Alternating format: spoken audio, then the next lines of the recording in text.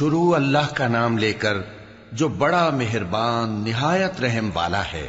اے پیغمبر صلی اللہ علیہ وآلہ وسلم، جو عورت تم سے اپنے شوہر کے بارے میں بحث و جدال کرتی اور اللہ سے شکایت رنج و ملال کرتی تھی، اللہ نے اس کی التجا سن لی اور اللہ تم دونوں کی گفتگو سن رہا تھا۔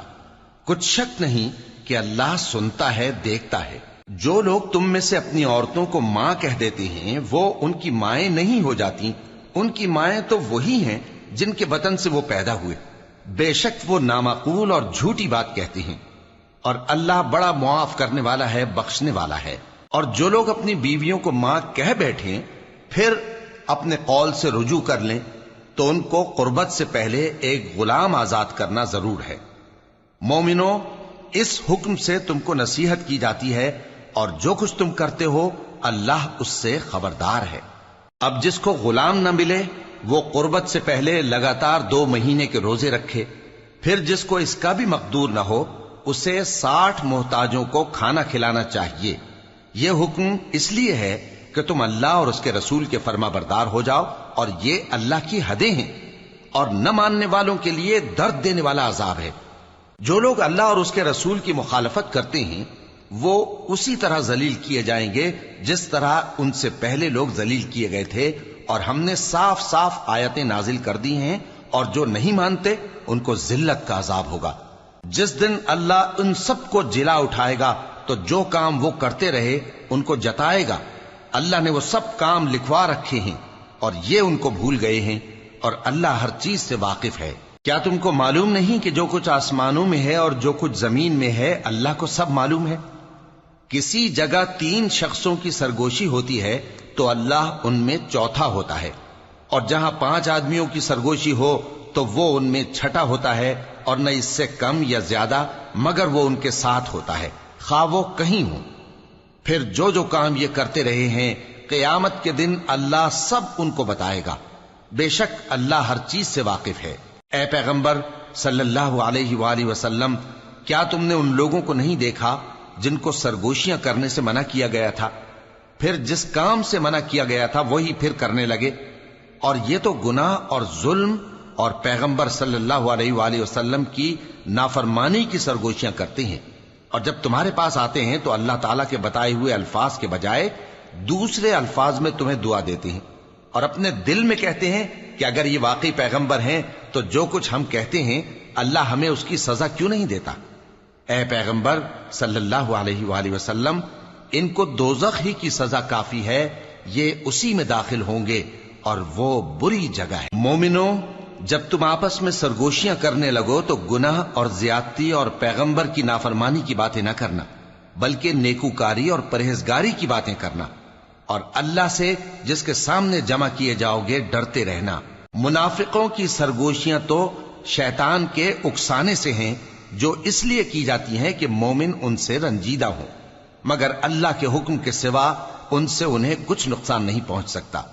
تو مومنوں کو چاہیے کہ اللہ ہی پر بھروسہ رکھیں۔ مومنوں، جب تم سے کہا جائے کہ مجلس میں کھل کر بیٹھو تو کھل کر بیٹھا کرو، اللہ تم کو کشادگی بخشے گا، اور جب کہا جائے کہ اٹھ کھڑے ہو تو اٹھ کھڑے ہوا کرو۔ جو لوگ تم میں سے ایمان لائے ہیں اور جن کو علم عطا کیا گیا ہے اللہ ان کے درجے بلند کرے گا، اور اللہ تمہارے سب کاموں سے واقف ہے۔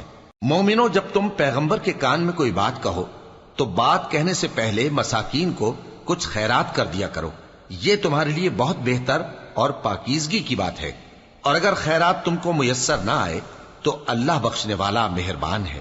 کیا تم اس سے کہ پیغمبر کے کان میں کوئی بات کہنے سے پہلے خیرات کرو ڈر گئے؟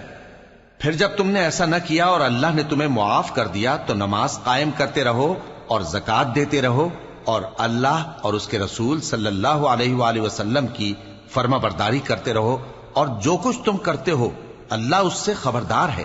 بھلا تم نے ان لوگوں کو نہیں دیکھا جو ایسے لوگوں سے دوستی کرتے ہیں جن پر اللہ کا غضب ہوا؟ وہ نہ تم میں ہے نہ ان میں، اور جان بوجھ کر جھوٹی باتوں پر قسمیں کھاتے ہیں۔ اللہ نے ان کے لیے سخت عذاب تیار کر رکھا ہے۔ یہ جو کچھ کرتے ہیں یقیناً برا ہے۔ انہوں نے اپنی قسموں کو ڈھال بنا لیا ہے اور لوگوں کو اللہ کے رستے سے روک دیا ہے، سو ان کے لیے ذلت کا عذاب ہے۔ اللہ کے عذاب کے سامنے نہ تو ان کا مال ہی کچھ کام آئے گا اور نہ اولاد ہی کچھ فائدہ دے گی۔ یہ لوگ اہل دوزخ ہیں، اس میں ہمیشہ جلتے رہیں گے۔ جس دن اللہ ان سب کو جلا اٹھائے گا تو جس طرح تمہارے سامنے قسمیں کھاتے ہیں اسی طرح اس کے سامنے بھی قسمیں کھائیں گے اور خیال کریں گے کہ ایسا کرنے سے کام چل جائے گا۔ سنو، یہی تو ہیں جھوٹے۔ شیطان نے ان کو قابو میں کر لیا ہے اور اللہ کی یاد ان کو بھلا دی ہے۔ یہ لوگ شیطان کا ٹولہ ہیں، اور سن رکھو کہ شیطان کا ٹولہ ہی نقصان اٹھانے والا ہے۔ جو لوگ اللہ اور اس کے رسول صلی اللہ علیہ وآلہ وسلم کی مخالفت کرتے ہیں وہ نہایت ذلیل ہوں گے۔ اللہ نے یہ بات لکھ دی ہے کہ میں اور میرے پیغمبر ضرور غالب رہیں گے۔ بے شک اللہ زور آور ہے، صاحب اقتدار ہے۔ جو لوگ اللہ پر اور روز قیامت پر ایمان رکھتے ہیں تم ان کو اللہ اور اس کے رسول صلی اللہ علیہ وآلہ وسلم کے دشمنوں سے دوستی کرتے ہوئے نہ دیکھو گے، خواہ وہ ان کے باپ یا بیٹے یا بھائی یا خاندان ہی کے لوگ ہوں۔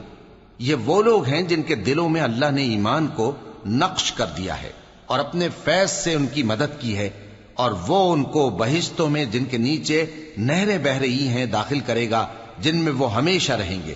اللہ ان سے خوش اور وہ اللہ سے خوش۔